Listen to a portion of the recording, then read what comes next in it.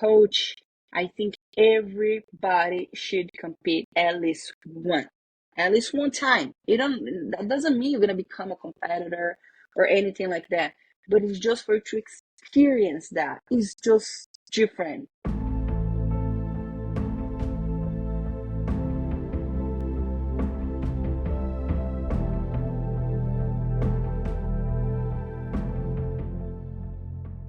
Hello, friends. Thank you for tuning in to this week's episode of the Mayn Idea Podcast, where today I have the pleasure of sitting down with Nathiely De Jesus.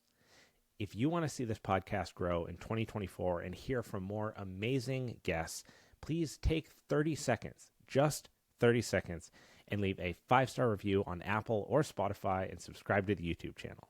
This helps the show get discovered organically and helps me continually reach out to the incredible guests you want to hear from.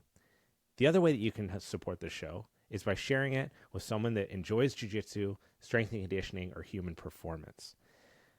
I know that you know someone, and it really only takes a couple seconds. Click the drop-down menu under the podcast main page on Spotify, leave a 5-star review, and go about your day. Nathiely De Jesus is a jiu-jitsu black belt under Cicero Costa, multiple-time IBJJF World Champion in Gi and NoGi. She will go down in history as one of the most decorated female grapplers the sport has seen. I hope that you enjoyed this episode as much as I did. Without further ado, Nathiely De Jesus. Well, Nathiely, thank you so much for taking the time out of your day to be here on the show.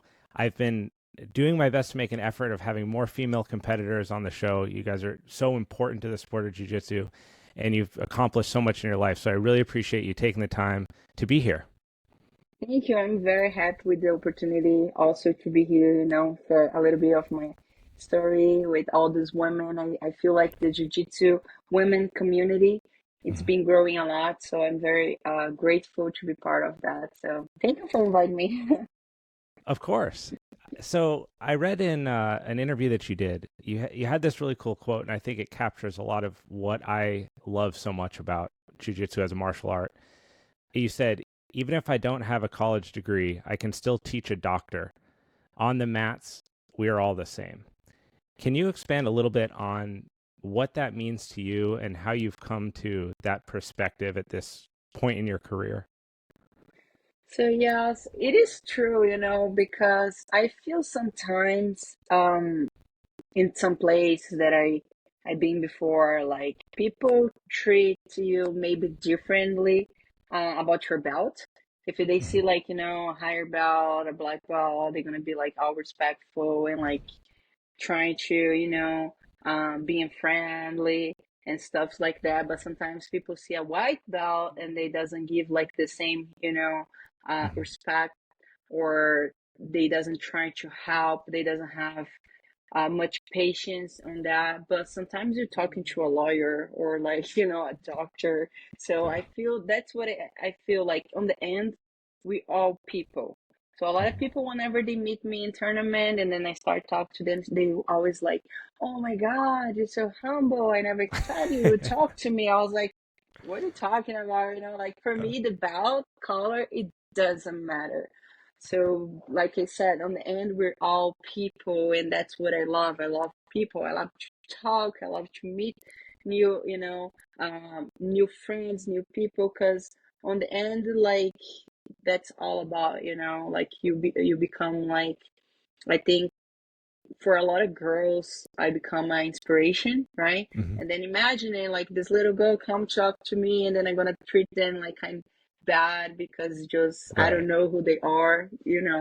So for me, it doesn't matter the belt or where I am. I'm gonna try to treat everybody the same way, a black belt and a white belt, even at the gym. So I teach the fundamentals class. I am the one that teach the white belt because I just love so much, like how Yeah. they feel so passionate about jiu-jitsu. Everything's so new, everything's cool, and I feel I have a lot of patience to like actually help and teach and correct the details, because of course they have a little bit of hard time to understand everything, but I like it. I feel like I feel happy to help them out. When you were a white belt and you got into this. I'd love to return at some point to what got you into jiu-jitsu, because I think that your story is, it's actually a little bit unique compared to maybe A, what people would expect, or B, what's common for how people find themselves practicing martial arts. But when you think back to that time as a white belt or someone new, was there anyone, any female competitor or someone that you looked up to that kind of treated you the way that you're trying to treat people, that challenged that mold of being an elite combat sports athlete? So the school that I came from, we didn't have like a lot of females Mhm. to train.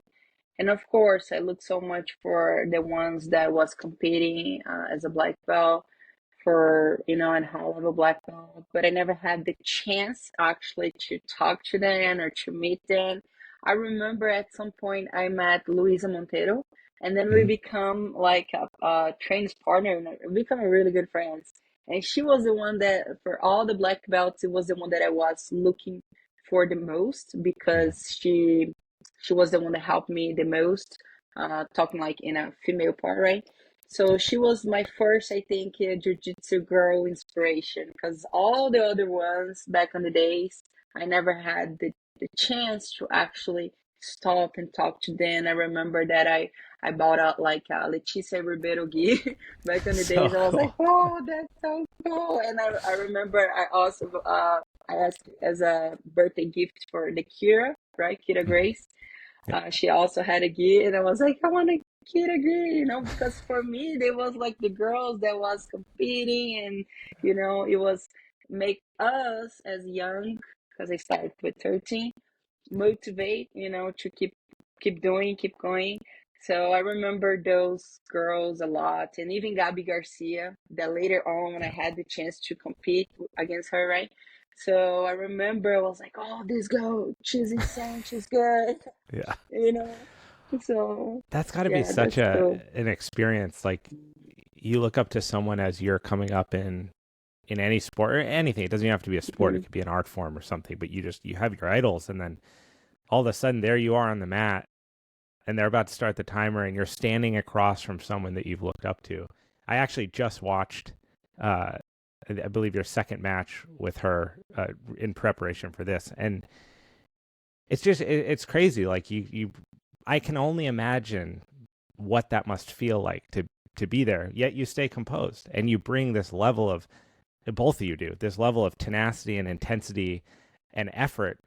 And then when it ends, it's humble, and you embrace, and it's this a celebration of you guys being on the mats together.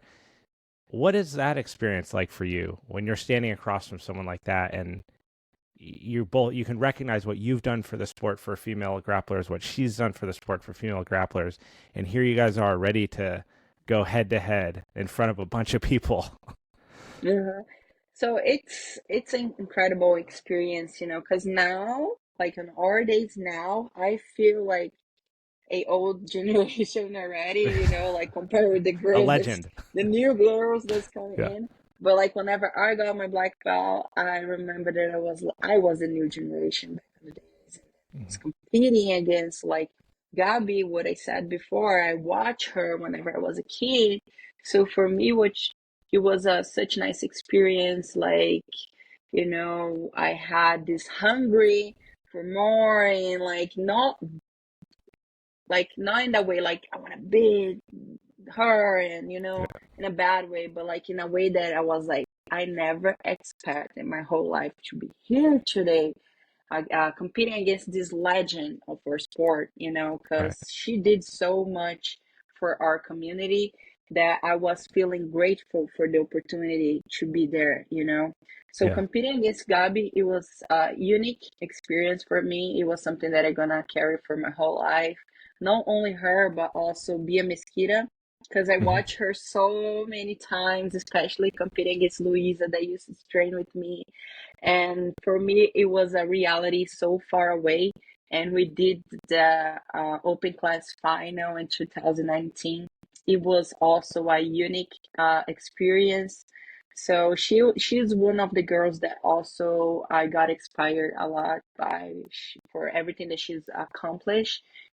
So I feel that I feel grateful, you know, even I Yeah. know like is my professional, but having opportunity in a different like generation, be able to compete against them, it brought it for me so much joy, you know, and Yeah. it's something that I will never, of course, forget. Even whenever I stop, it's something that I'm gonna talking about one day and tell my kids, tell my grandkids, tell everybody, you know, this legend. I compete against them, you know. What So is yeah. what is the perception in Brazil? Like, how are female grappling competitors embraced by the jiu-jitsu community there? Are you respected on the same level as the male competitors? Are there challenges that exist within the academy?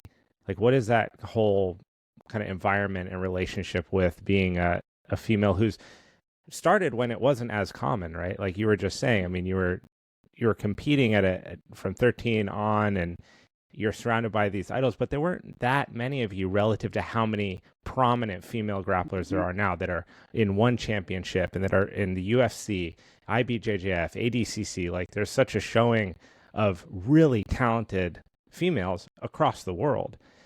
Yeah. When you think back to the beginning, kind of your growth through the sport and what you've done in your career and all the females that you've inspired, what is that in the gym, in the community, like in Brazil for a female grappler?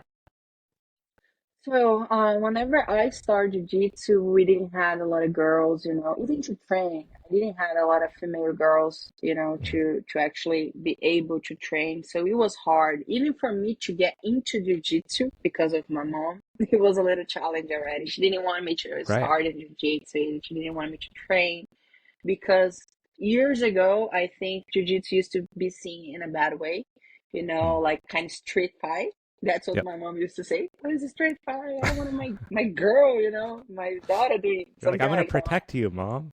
Yeah, right.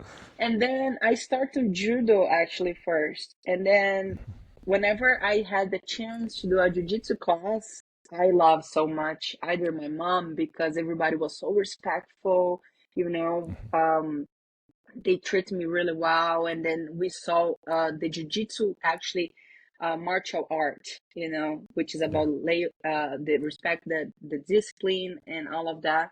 So she ended up liking more than me. And then She's like, this will be good for my she's like, child. yeah.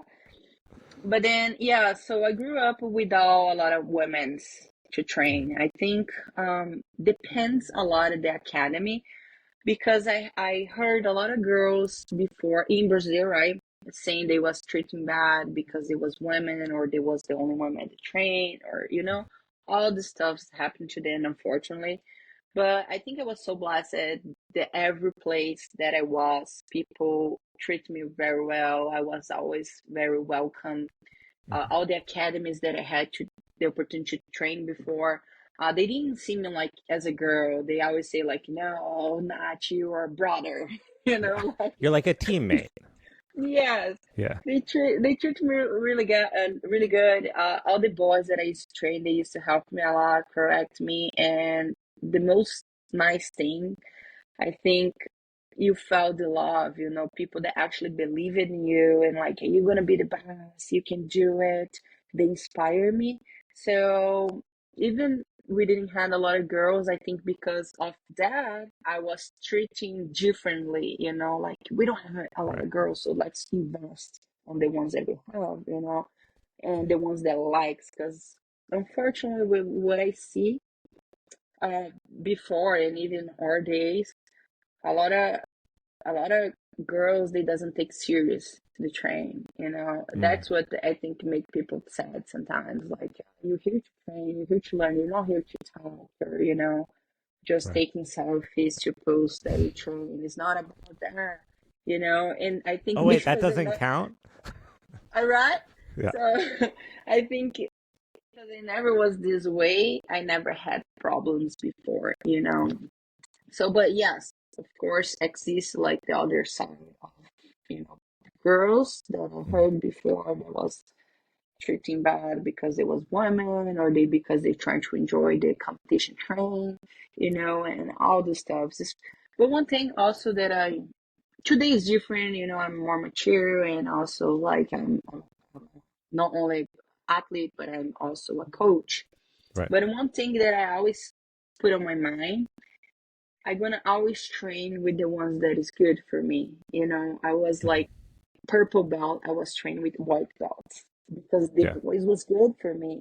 Because on my mind, why am I gonna train with this black belt? Even my husband, that back in the days was my boyfriend, I Yeah. didn't want to ask him too much to row because I knew that I wasn't good train for him. You know, he's Right. heavier, is with just in a different level. So sometimes maybe if you don't realize that and you ask someone to roll, they can refuse, not because they being rude, but just they scared to hurt you, or Right. because maybe they train for a competition and they train like a little bit harder, you know. And bro, like a lot of people takes this wrong, but I'm very like straight on that. Like if you're trained for a competition, I'm sorry, a lot of people are gonna be selfish. They doesn't care Yeah. if you're there for a hobby or whatever. They taking about themselves to train good, go over there and win, you know. Yep. And I understand, I get that. That's why I think I never try to step in this place. You know, I was like, okay, I'm gonna call this blue ball. He's a really good. Actually, they called me to trade, so I didn't have to call anybody. They, let's go, blah blah blah, because they knew, like we knew that it was a good train for each other, you know. And of Right. course, whenever I had a chance to compete with all these good people, all these black belts, of course I went, but not because I called them to row, because they called me to row, you know. And now I'm on the other side of this history. Right now I'm coach, Right. and I'm also a black belt. But now I'm trying to feel people feel welcome and feel good. So I always ask like the lower belts to row, you know, like because for them it's something special, especially whenever I go to a seminar or somewhere that has a lot of girls. I know for them for sure to train with a black belt is something different. So I Right. always trying to make them feel like welcome and nice about a train with me. You know, I think is kind of like sense. You know, people. When Some people does, some not. I think that that's really important. The more that I talk to professionals like yourself, the more that I train, I realize that there's definitely a difference between the person who's looking to get healthier and the person who's trying to compete. And when you're competing, it's a different mentality. You need to be selfish. You need to be smart about who you roll with, how you roll. And I wonder when you're training, if you're doing a seminar or you're bringing new white belts and stuff into your school, to some degree, as a business owner, you need to keep people safe, right? First and foremost, because if they get hurt, then they're not going to come back. And then they lose out on the opportunity for jiu-jitsu to have an impact on their life. So you want to keep them safe. But what's that point when you've got a female grappler coming up underneath you and you're teaching her and she's learning within the community and she's training with different people? When's that point where you go, this person has that thing, like they have that in them where I know that they can be more competitive than they think that they can because they just don't know yet? And how do you attach yourself to that athlete and nurture them to become a competitor? It seems like a lot of the females that I talk to, many men will get into it going, I did this because I wanted to compete. A lot of the females I talk to, they're like, I did it because I wanted I didn't know I wanted to compete until I'd done it for a little bit. Then I realized, and then I was really into it. Then I Mm-hmm. became aggressive and I trained different. And so it was this thing that happened as a result of being in the academy. And that, of course, might not be true for everybody. I'm sure there's tons of cases that would challenge that. But what is that thing that you see happen, that adjustment in the athlete or that change in their mindset where you go, I'm going to lean into this person and I'm going to bring the best out of them? Okay. Hey, No. little Popeye. That's my little one. Hey She there. just got here. You're the first child guest on the podcast. Say hey. Hi. So yeah, I always like. Okay, you gotta go Popeye. Okay. And that's how it is to have a No kid. worries. We're here for it. We're going to leave that in because that's real. That happened. We're leaving that in. Yes. That's for you, the Oh my listeners. gosh. She's a badass and she's a badass mom. But so It back to happens. Okay. what's that thing that you see in them, in the athlete, where you notice a change and you want to help coach and nurture them? Yeah. So first, like you said, it is a business, so you want to try to keep people safe. That's the main goal, of course. And then you feel like some people, they do just come to the gym and that's the first thing they say, like, oh my gosh, I want to compete one day, I think this is really cool, and blah blah blah. So you already know this is the kind of person that one day wants to compete, so you know how Right. to work on that. But a lot of people, they are the opposite. I'm here for healthy and self-defense, I don't want to compete, never ever. But they start training and then the mind start changing because they start doing Mm-hmm. good at the train. And of course, we're never gonna force people to compete, but because I think me and my husband, we're both competitors, people feel more like, I don't know, maybe excited, to compete. And then it's always in a nice way. And I was like, even like not only a lot of with girls because we don't have that many girls, but like one of the guys, sometimes I see like, oh, this guy's good. And then Yeah. I come to him like, hey, you should compete one day. You're really good. And, I think you would do really good and blah, blah, blah. And I always try to motivate them first on the in-house tournament, which is like small Right. tournament. They can feel more, you know, good about it. And then I always tell them, guys, let me tell you guys something.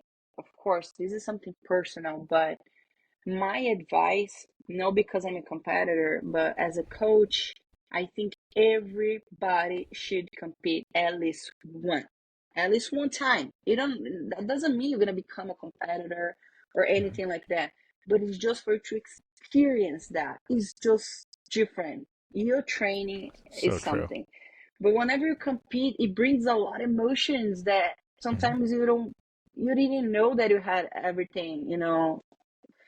So I think, and that's what I told them. Like, we're gonna be there for you guys. I can't promise that you're gonna win because I can't promise myself if you're gonna win. It can't happen. So, Right. but what I can promise that is you're gonna have a lot of fun. It's something that you need to experience. If you like, you like. If you don't like, you don't have to do anymore. And also, I think competition teaches a lot of stuff, a lot of how to deal with your emotions. That's one thing that teaches you at first, and then teaches you also jujitsu because you're gonna see what you did or all your mistakes and then you can Mm-hmm. correct that.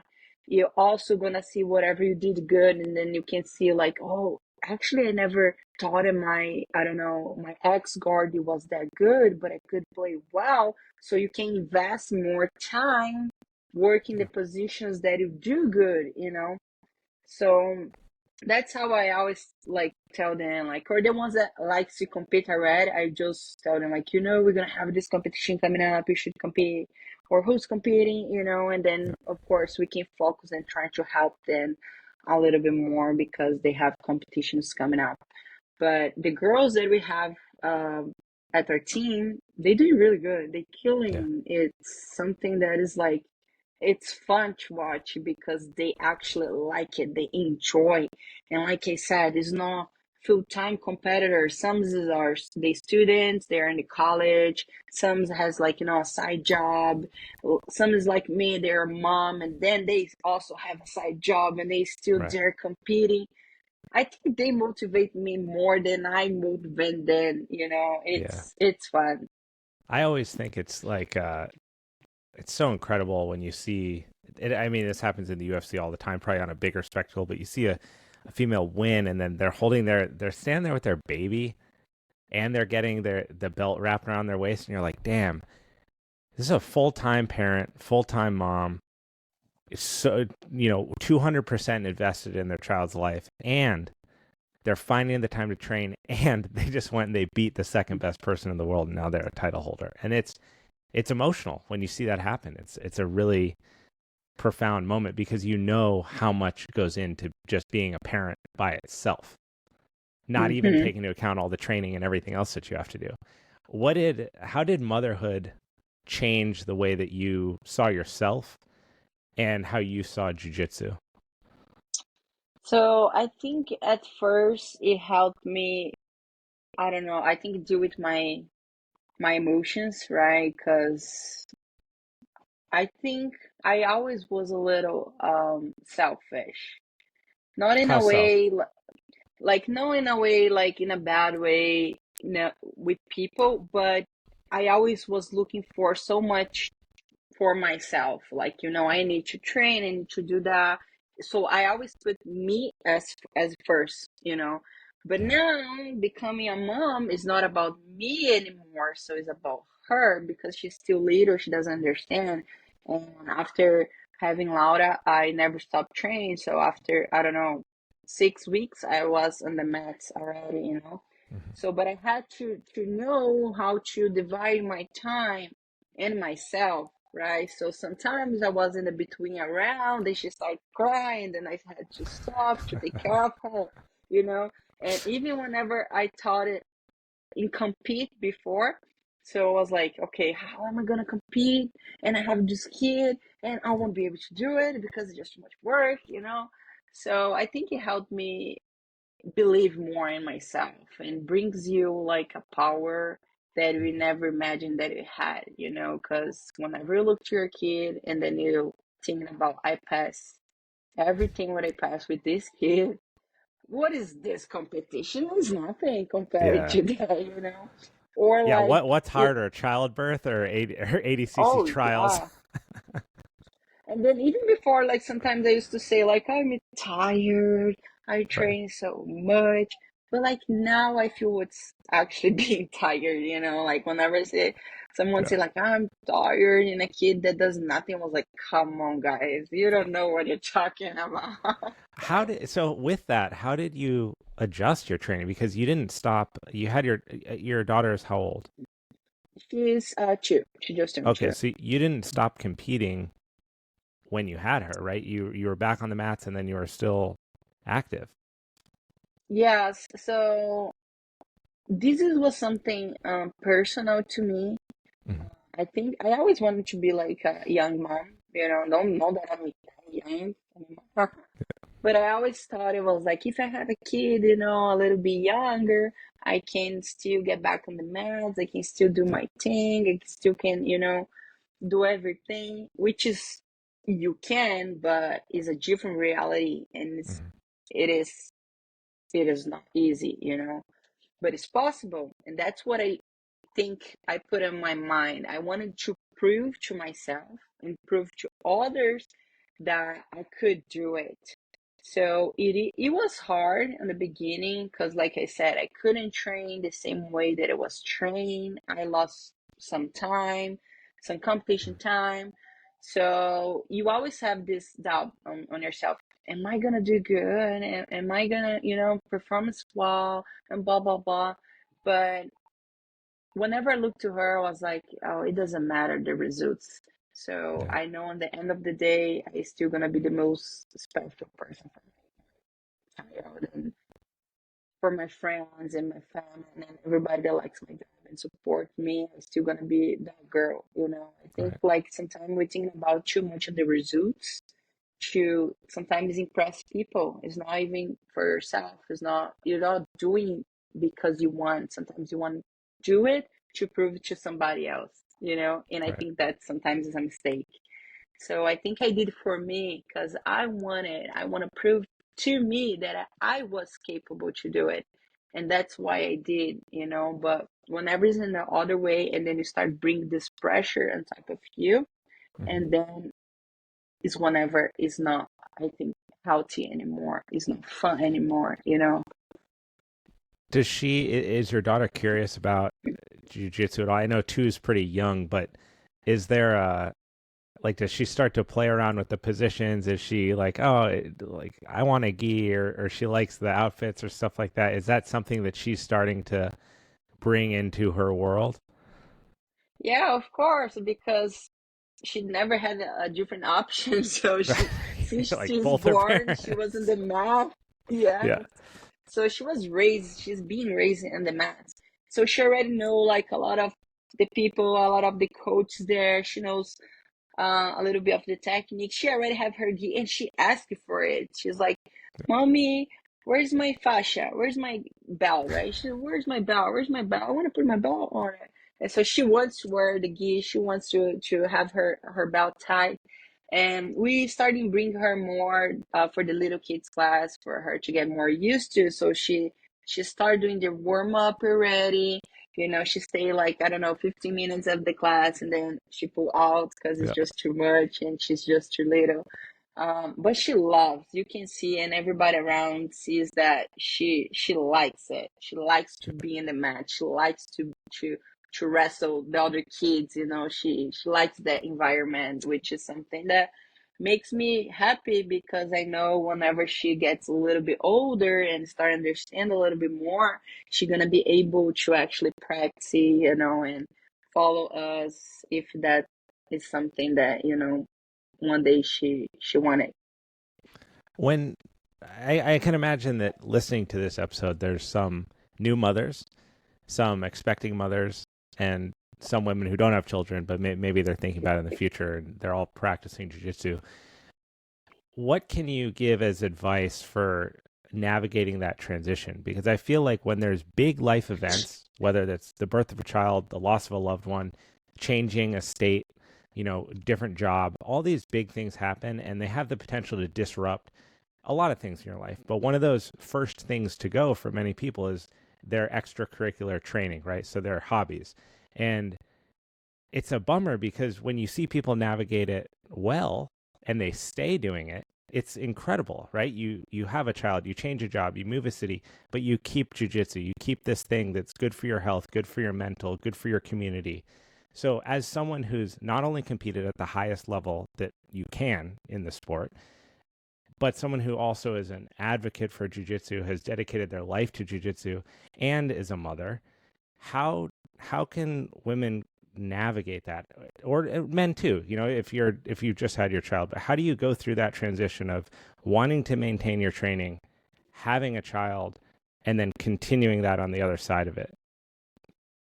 So, so I chose to become a mom. So it was not something that got me a surprise. Actually, it was something Laura was very planned for me and my husband, And a lot of people doesn't understand and some does, but as a Christian, now we're gonna bring this side of the Mhm. story. For me, that was something that brought how would you say, like, it brought a light for life, because I felt like that I accomplished all the titles that I wanted. I was in my best phase whenever I got pregnant. So I just had one double gold at Worlds, and then I came from like at the victory against Gabby Garcia, and who's number one. So it was just like the best moment of my life. Yeah. And of course, I Second felt second that. best moment of your life. Second best Second, moment of your yes, life. it's true. And then one day I stopped and I was thinking about like, okay, one day everything that I'm doing in jiu-jitsu will pass. Of course, I'm gonna leave my legacy, and this is something that I'm gonna do forever. So I'm going to die in jiu-jitsu and doing jiu-jitsu and helping people. But then thinking about on the other side in the competition, phase, I was like, this is just a small part of, you know, jiu-jitsu life for me because you're not gonna be able to compete in a highest level for so many years. One Right. day you're gonna get old and your body gonna feel it. And then that's when I start thinking about I wanna have a kid but I want to be young to be able to come back and still do Right. it. And also, whenever she grew up, I still gonna be healthy and able to train with my own kid because I think this is so fun. Whenever I see like the parents train Love with the it. kids, Love it. bro, I love that. It's like Yeah. Roberto Jimenez, Yeah. Yeah. like we had the opportunity to do a camp at his that gym, right? And then they was trained together, look at that. I was like, that's so fun, That's so Raul cool. and Roberto training. And I was like, I wanna that. I wanna be like healthy enough to be able to train with my kid. So that's when I started the desire to become a mom. Because on the end of the day, like this is something that if you're not mature enough, you're not gonna understand.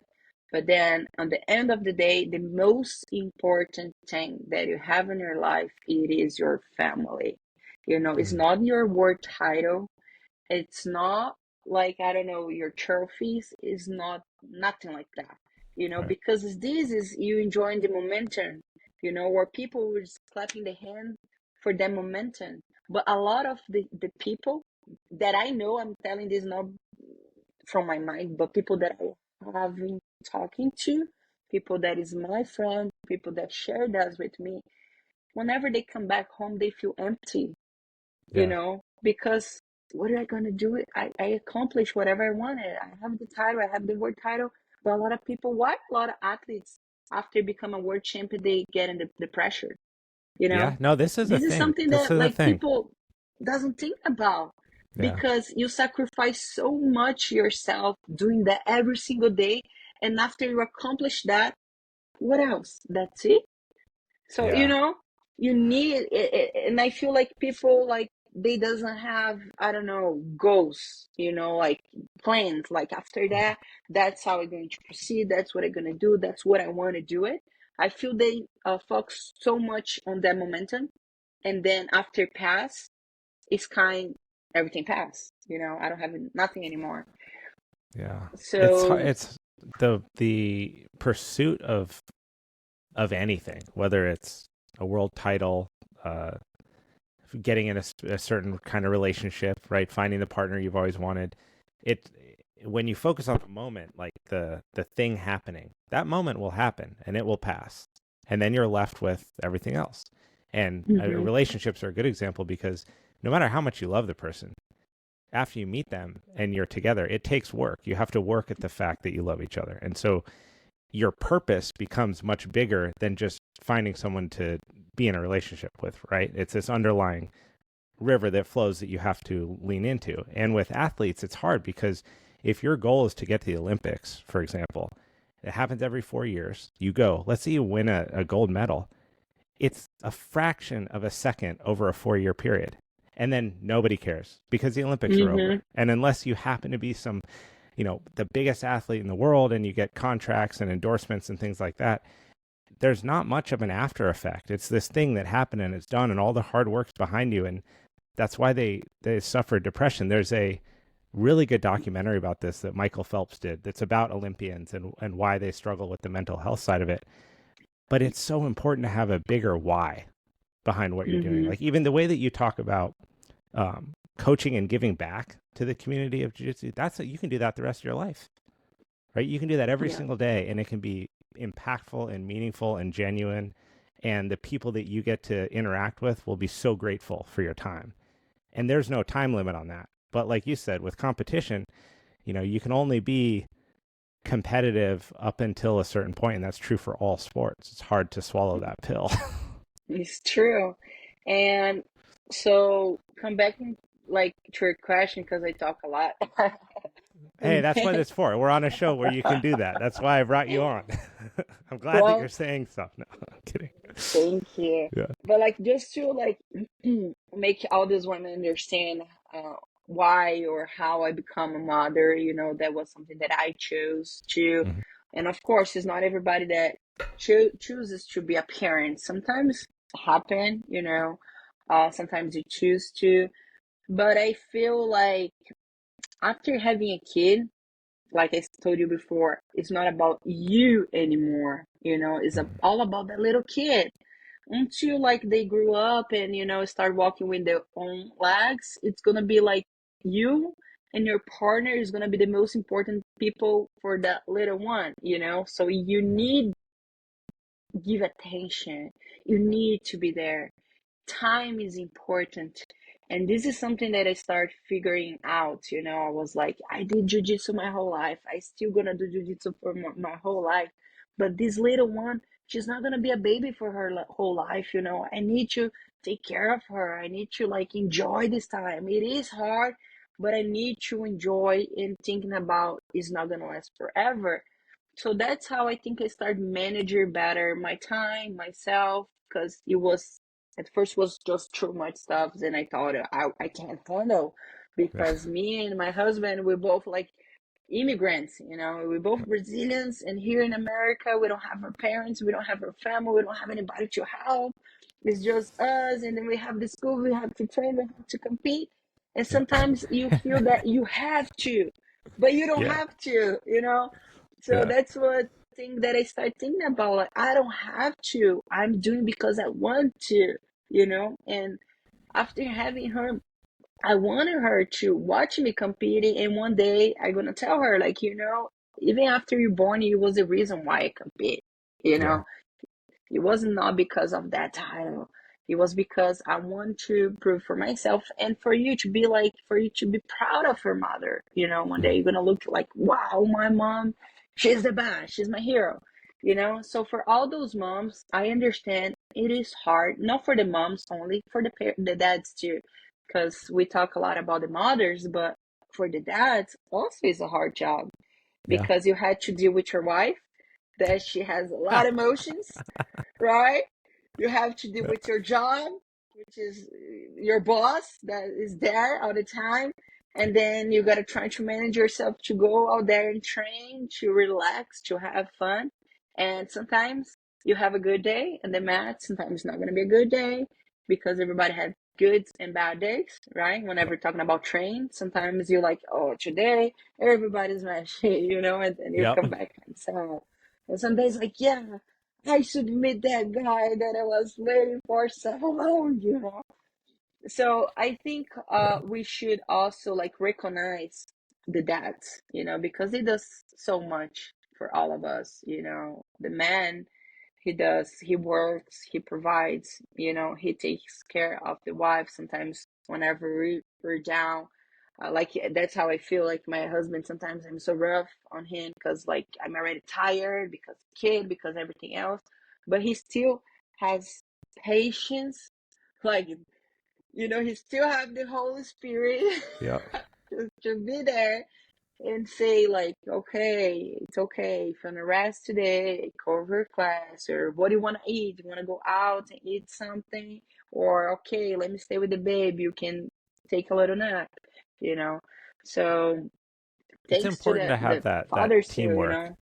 Like Yeah, working together, you get so much from each of your parents. Like I think back to growing up and there was so much that I got on an emotional side from my mother and from my dad, but different styles of emotion, right? And then there were physical things that I understood from my dad and from my mom. You get a different version of each thing, but it's important to be able to see both of them happening at the same time.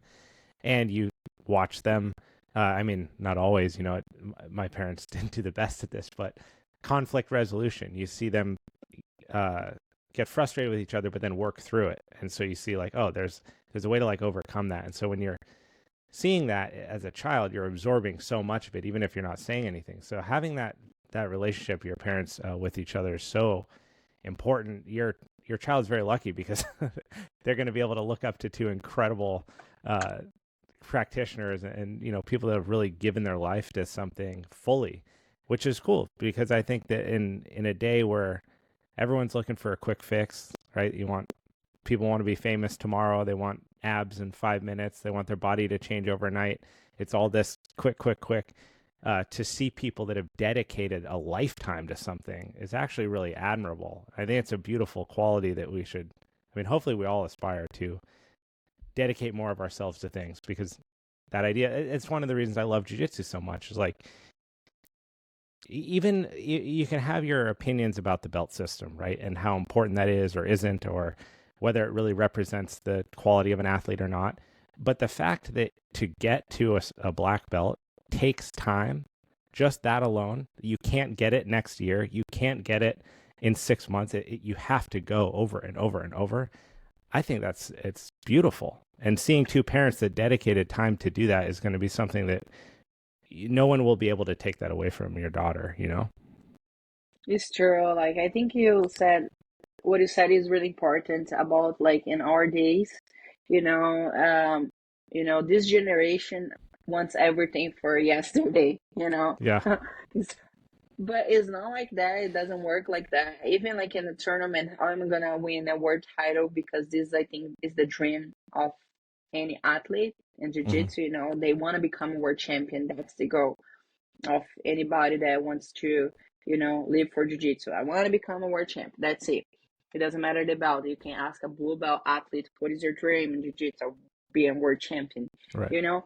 So, but takes time, like you said, it's not gonna happen like in few days or a few months. It's like it's a life you've been dedicating yourself every single day, putting time on it. It's not like only okay, yeah, I'm gonna train or whatever. No, it's time. You need Yeah. time. It's like it's not only one train a day that's gonna make you the best. So you need to actually sacrifice yourself. If that's what you want, is all in or nothing. It's 100% or nothing. The Yeah. 70% is not gonna make you the world champion because it has people train harder than you. There's people like putting more time than you. It's not only your desire, it's not only what you say that's gonna make you accomplish that. It's actually what you do, is the work that you do that's going to make you accomplish all these goals. So yeah, me and Hiba, we love jiu-jitsu, we love to teach, we love being coach. It's something that I never taught in my life. I was like, I don't know, I'm not a good teacher with Right. stuff like that. I don't know how to deal with that. I know how to be an athlete because I just got to deal with myself, but whenever you become like a professor, you got to deal with every kind of people, and you Yeah. need to know how to deal with that because we on the end we're all different. Every single person was raised in different way. God made us all different from each other, which is good. So we just need to know, like, oh, okay, this person's like that, this person's like that. And then whenever you become a professor, it's not only a professor, but you become also like, I don't know, like a nutritionist. You Right. become everything. You become a father, a Therapist. mother, a Yeah. sister, a best friend. You become everything for that person. So, and this is something really good and fun and nice, but also is a different responsibility for you, Yeah. like to help those people to be a better person, because that's the goal. I think any teacher is not only teach what you know, but teaching then how to become better, you Yeah. know, in all the areas in everything in your life. How to become a better mother, how to become a better father, how to become a better friend, how to become a better partner. I think that's the goal in the end, help this community to be a better person.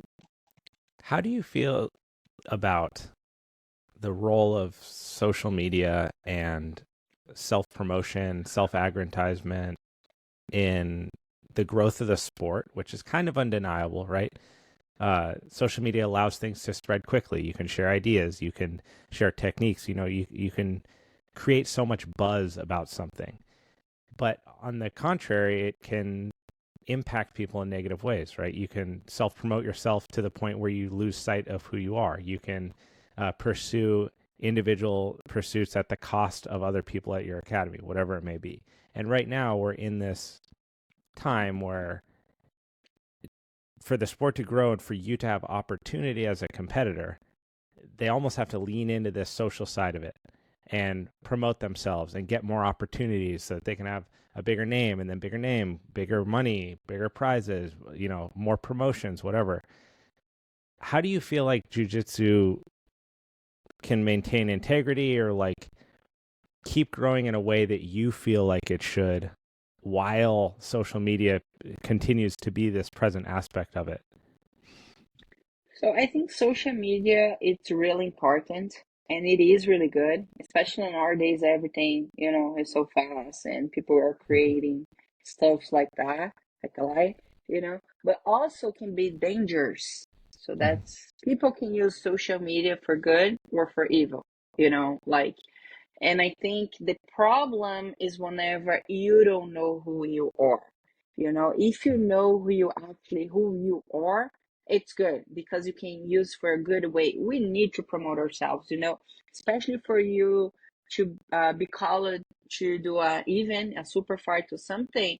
You Yeah. need to promote that. You need to do a good, social media. You need to post like videos and people can know a little bit more of your job. You post a little bit of your life, which people that follows you, they like to know the real you know. But the problem, I think, not only jiu-jitsu, but overall, is whenever people start to compare themselves with somebody else. Yeah. You know, like whenever you compare yourself to somebody else, you start losing the focus of what you're doing or who you are, and then you start imagining if you ask, oh, if I was that guy, if I had this, if I could do that, you know, no, we gotta work with whatever we have, not what like I wanted to have, or like, oh, if Right. I had this, you know. So I think it can be dangerous in this way. Then people start like compare themselves too much or acting like people they actually like it, but it's not you, it's not yourself. You know, this is not the real you. You're just selling a fake you, and Right. people can say whatever they want. And something that I'm never going to buy is like the trash talk on the internet to promote Hmm. themselves, to promote the event. I don't like that. I don't agree with that. That's not who I am, and that's something that you're never gonna see me doing. Why? Because I want to be called, because I have good jiu-jitsu, because whoa, that girl, she's good, she needs to be in the event. I'm gonna sell because of my jiu-jitsu, not because the trash talk that I'm doing, you know. Right.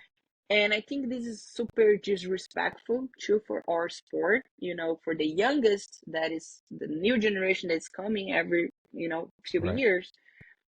How you want to teach that kid? Like being a parent now I'm a parent. So I want my kid to get inspired and good people, you know, because like we're talking about that before, on the end of the day, this all will pass. This all will pass. Yeah. So what I want to build, I want to build a legacy. I want to build like good friendship with people. I want to be welcome everywhere I go. And I want to be invited actually to build those places, you know, because people likes me. They likes who truly I am, you know. So that's why I try to be as real as possible. I always try to be me. That's not, that's what I believe in. That's who I am in the social media, and that's who I am at the gym. That's who I Yeah. am at my house. That's me. You know, I don't need to fake. I don't need to try to be somebody else, to try to sell, or to try, you know, get sponsorships or stuff like that. Just work hard. You know, if Yeah. you work I mean, hard, if that's what you want, you're gonna get there. I You align with know. this so much, like so much. I love that you said that. I grew up a competitive skier, so that was my sport when I was younger in Colorado. And I always idolized the athletes that were respectful and that treated other athletes the same, whether they were winning a World Cup or whether they were training in a camp. But you could go up to these athletes and talk to them. They would treat you, you know, a 13-year-old kid looking up to these guys, and they would treat me like I was an adult, and they would listen to me and hear my questions. And it was so meaningful to me. And it wasn't really a sport where you had a lot of trash talk. Became a big fan of mixed martial arts in high school and then all the way through, you know, my adult life. And on one hand, in the mixed martial arts world, you get it, right? It's fight promotion, and there's this fine line of like pushing and pulling that creates this narrative for fans to get excited about it, right? But there's a difference between that and outright just nasty track talk for the sole purpose of selling a fight or selling a bout when you know that's not who they are. Like Colby Covington is a great example, right? I like no one less than him. He's so obnoxious on his promotions, but you know that in private, he treats people normally. But that facade, that fakeness of like feeling like they need to be this certain way to sell the fight, it's such a shame because someone like yourself in your position, you could put something out on social media, you could do a seminar somewhere, and let's say you meet 10 people, right? Because you don't have time to meet everyone in the room. You have no idea the impact that you're going to have on one of the people that you don't meet. And so by you carrying yourself like an athlete, like someone who's respectable, like someone who cares about the impact that they're having, you could impact so many different people's lives and never even know, but you know, at least in your heart, that you're doing it for the right reasons. And that's invaluable, because that cements you as a leader in the whole world of the martial art, right? And that is, it's hard to find. I think people struggle with having that as a value system, you know, and to not be tempted to change who they are to just to sell something. How do you stay on track with that and not be tempted by becoming someone else, or buying into the trash talk, or not letting your jujitsu speak for who you are? I think like God, you know, after I become a Christian, I think it changed a lot of stuff in my life, How did that especially who. happen? So I actually, since I was a kid, my grandma always used to take me to the church. So I grew up going to the church, and Mhm. it was something that I loved. I never was pushed to go, you know. I always wanted to go by myself. So I always grew up like in faith and all of that, you know. But whenever you become a teenager and all of that, so you kind gets a little bit far away from God, you know. That's actually happened with me, because whenever I moved here to USA, Mhm. I didn't have church to go, and even the church that we used to go, I didn't understand because the service was in English, so you know it was hard for me. No Portuguese translator? So no, and then we didn't have like, you know, a Brazilian church, a Brazilian community. So me and my husband, we both Christians, right? But we both got really far away from God. And then we almost broke up in our relationship, you know, our marriage almost went all the way down. And that's when I felt like so like alone, you know. And then I remind that God, He was the only one that never let me down. You know, He was the only one that never make me feel alone. So then what happened? I remember that one day I was in one of my students' room, Mhm. and then I felt by myself alone. And then I start praying and I start crying. And then I told God, you know, whenever I was a teenager, I received a promise from you and I never forgot. But it also, this has never happened.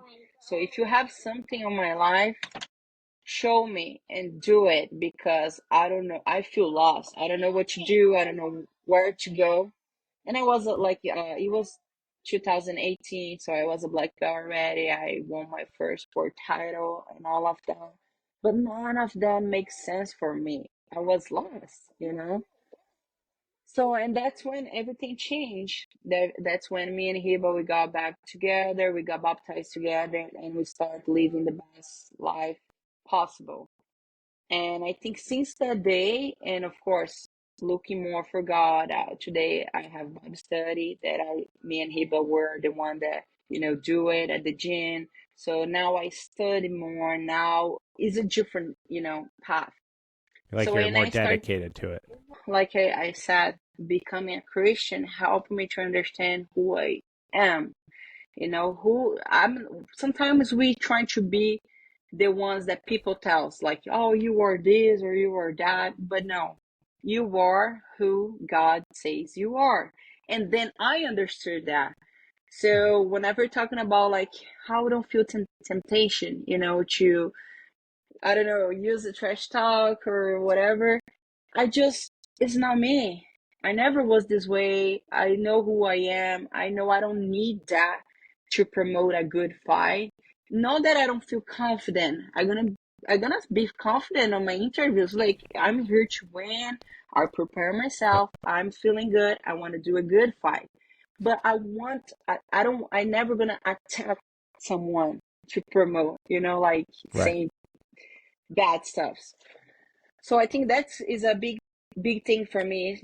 So I never allow my flesh to say anything. Because sometimes if somebody like attack to you, right? You're gonna Yeah. feel like, what, wait a second, you know. And sometimes you Have you wanna ever like have. been, despite being like a humble, respectful person, have you ever felt like someone was trying to pull that out of you in an interview or in a lead up? No, you know what? Like, it's funny because I think I'm only the few black belts that talks to everybody, Mhm. all the girls. So I know like some girls that doesn't like each other and they, keep saying crap about each other. But Yeah. I'm the only one that stay in the middle. Like I'm very friendly with everybody. Even the girls that I fight, I talk to them, I respect. They like me a lot because we understand. It's like whenever we're on the mat, we're there to work and we're going to give our best. We're gonna try to beat each other. But behind all of that, we're friends. We're like, Yeah. hey, we're cool. So I don't think like anybody ever attacked me in a bad way. I think only one time whenever I fought Gabby, right, for who's number Mhm. one. And I tried to shake her hand and she didn't shake my hand. And then I kind of felt a little embarrassed at that moment because I was like out there, like, hey. But I think it was the only moment that I kind of felt a little embarrassed in a super fight or something. And later She on, didn't she told me, she didn't want to shake Amy Campo's hand either. Did you yeah. see So that? I think this So is for Amy stood there like marketing. this. She just stood So that was really like, there. okay. And then I was like, oh, okay, sorry. So and then she always talked to me. She's cool. She's good. And then later on, she came to me. She's like, you know what? This is good for marketing. Blah blah blah. I was like, it's Yeah. all fine. I don't care. So it's okay. That's, But yeah, yeah, I it's think it was the only one because whenever I fought Rafa, it was a really nice interview. Like very respectful with each other, of course. Like talking confident. I was confident. She was confident. Um, Talking about the fight. What we thought it could happen during the fight, but nothing in a like I said in a just disrespectful way. so you've competed and won on some of the biggest stages, if not the biggest stages, and you've done it in both disciplines, in Gi and NoGi. And I don't even know if it's really a debate. I mean, there's just a lot of thought about the direction of jujitsu with the growth of ADCC and one championship putting, tons of effort with bringing on Leo Vieira and marketing this whole new submission grappling sector of that, and many different promotions really leaning into NoGi and the growth of NoGi. What are your thoughts on Gi Jiu-Jitsu, its importance to the ethos of Jiu-Jitsu, the history of Jiu-Jitsu, the future of Jiu-Jitsu, and your thoughts on NoGi and NoGi competition, being someone who's excelled at both and obviously trains both of them often? So it is totally different, gi and no-gi. I feel it's like no-gi is another sport, it's kind of, Mm-hmm. and it's almost taking this direction because you see like a lot of gi fighters, right? They doesn't fight no-gi, and a lot of no-gi fighters, they doesn't fight gi. It's kind of split. It's like, okay, this is my sport, jiu-jitsu with gi, this is my sport, jiu-jitsu without gi, Right. So I think it's kind of hard for you to find athletes that is down to do both because, like I said, it changes a lot. But I think you have opportunities, equal opportunities, in both of gi and nogi. But what I feel it's nogi, especially here in America, is taking like in a different direction, which is bringing more opportunities for the fighters to make more Mm-hmm. money, you know, because ADCC and now Who's Number One is a big show and Yeah. the one. So now we have the ADXC, that is doing Gi and NoGi. Yep. So I feel like in few years, the Nogi tournaments, the Nogi events, it's going to be in a such good level for the athletes, make more money, Mm-hmm. you know. Um, but Gi is something that is never gonna go away. I think this is like Yeah.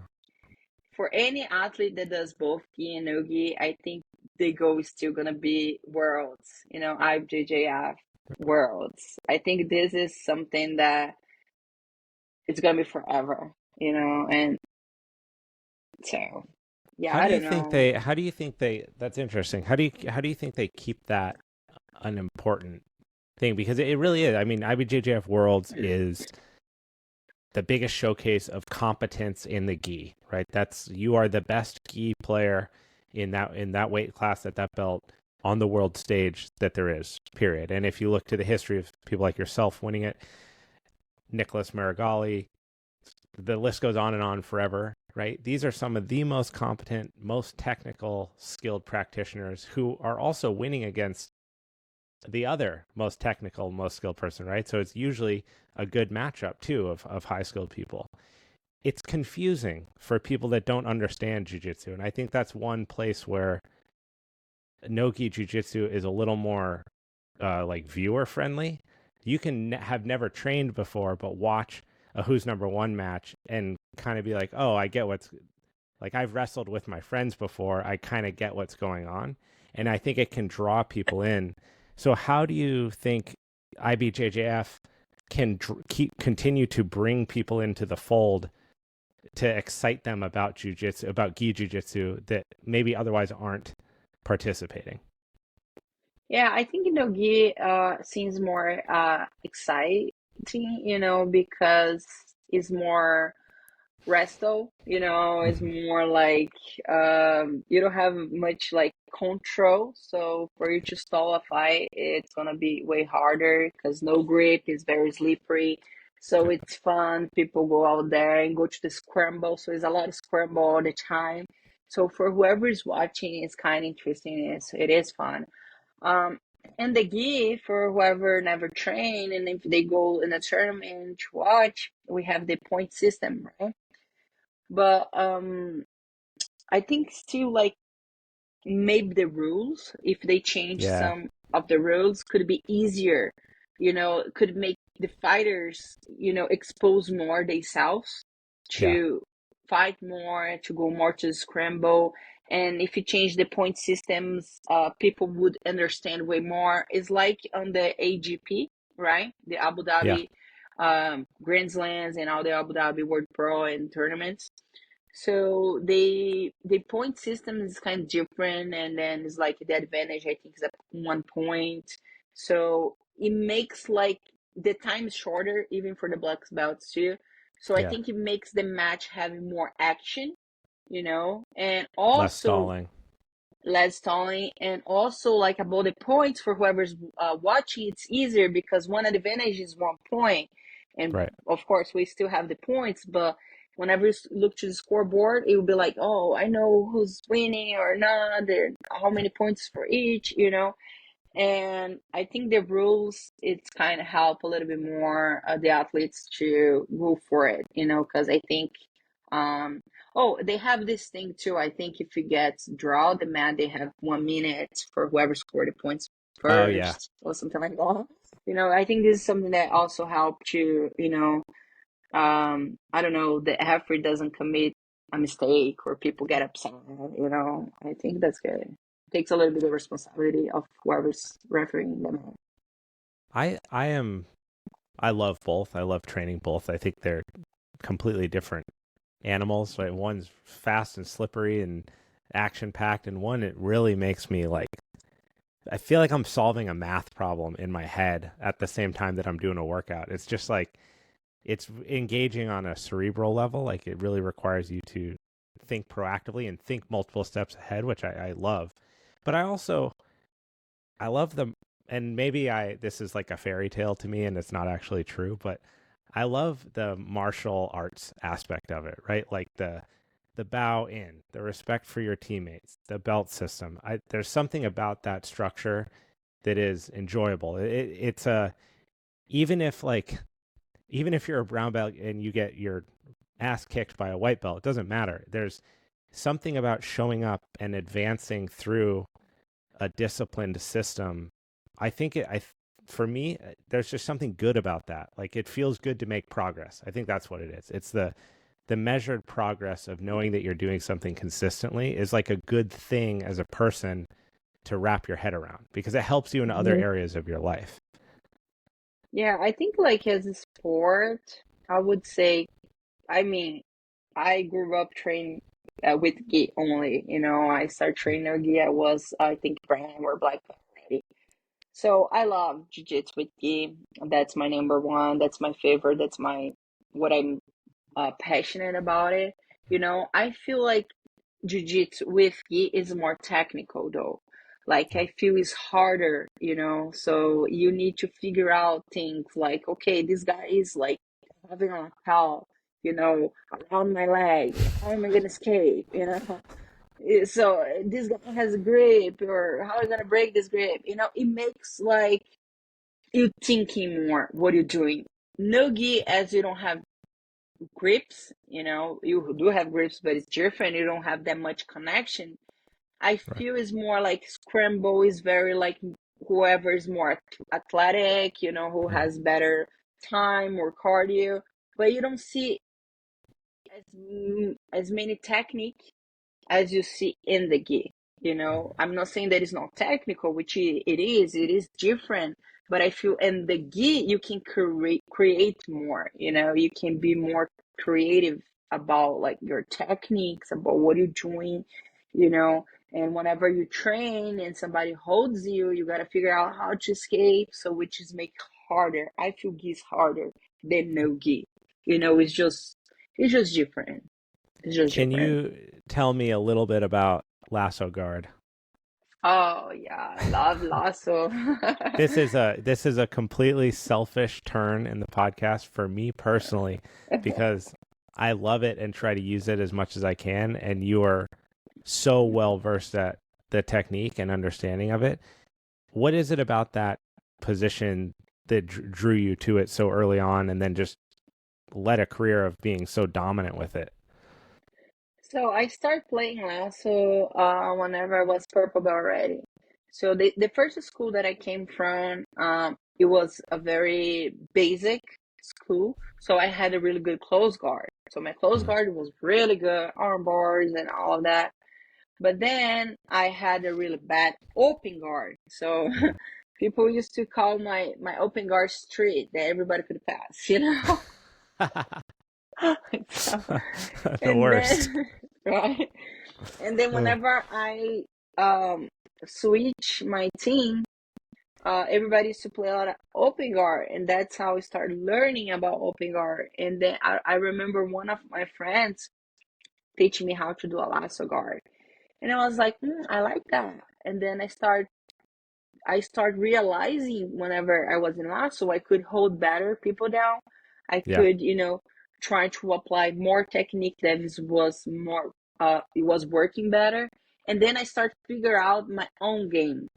And I feel the way that I play lasso, I don't see anybody playing the same way that I do it.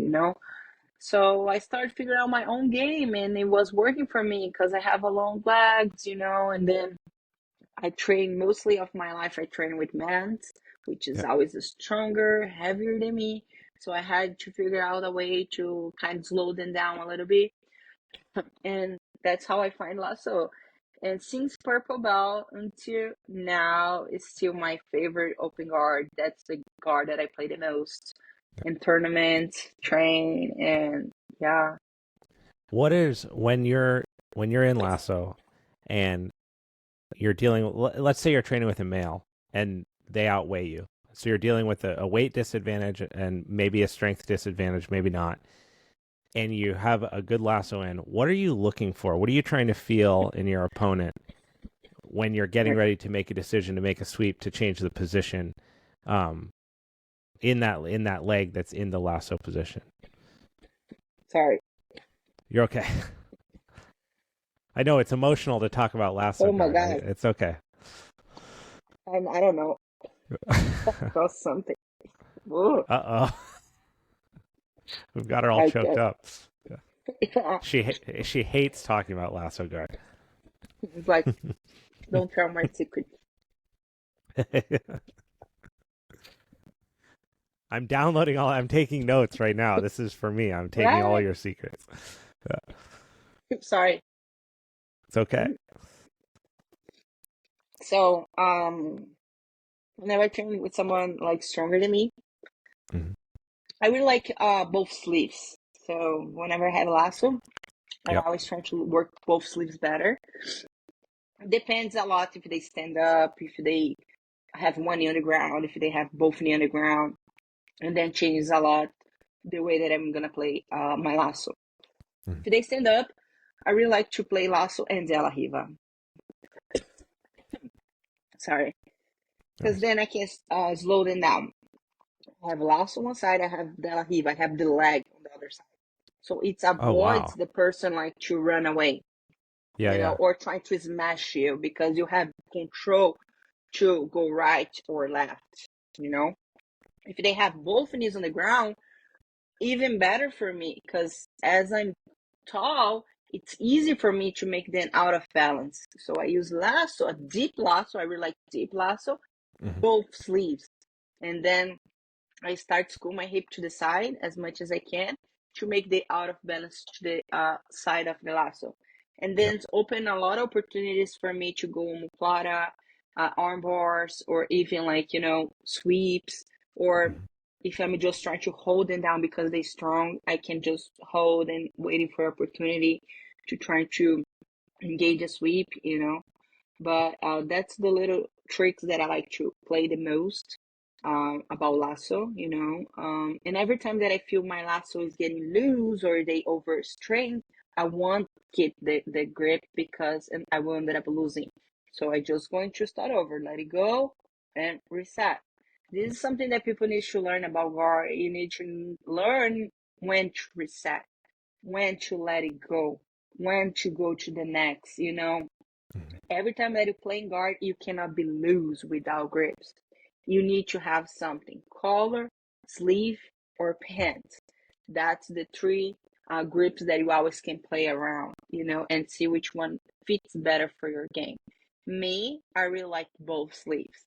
If I don't Hmm. have both sleeves, I like sleeve and pants. I don't play a lot with the collar unless I want to break like they posture to Yeah. me.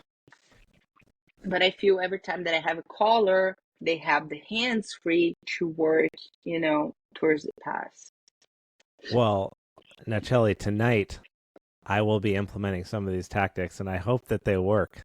Uh, I hope I, to. I'm going to listen to this episode before it airs tonight as I drive to training, and I'm going to try to put some of this stuff into action. You're such a skilled practitioner, an amazing person. I think that we need more people like you in all sports that are standing, for the right values, for respect and letting their skill set and who they are speak for themselves versus trying to change the way they are to fit somebody else's mold. So I would want to thank you so much for coming on, for sharing all your insights. It's been a wonderful episode, and I would love to have you back in the future. Of course, I hope to be back to you. Thank you for inviting me. Was such good opportunity for me to talk a little bit more about like my life and my new life. That's right. And I'm looking forward for the next one. Absolutely. Thank you so much.